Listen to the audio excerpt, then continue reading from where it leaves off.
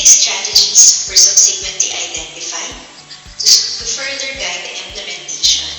and these are improve operations and management systems, assess the nature and scale of harm, ensure competent and capable workforce, prevent healthcare-associated infection,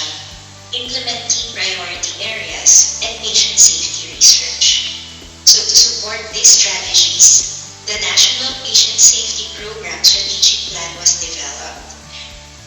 which provides us now with a detailed roadmap and overall direction in the planning, financing, implementation, monitoring, and evaluation of the National Patient Safety Program in health facilities. So completed in 2022 with the support of the Patient Safety Technical Working Group,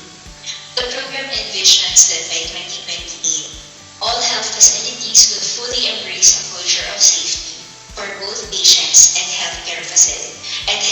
workers. This mission is to lead health facilities in delivering people-centered care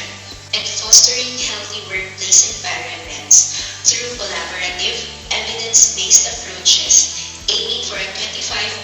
increase in data-driven implementation of the patient safety program within 5 years. So to achieve this, the program adopted 7 major strategies.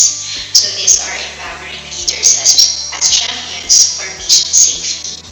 developing and implementing patient safety standards, ensuring access to learning and development opportunities, promoting a culture of safety through advocacy, responding to the needs of patients, providers, and facilities, strengthening networks and partnerships,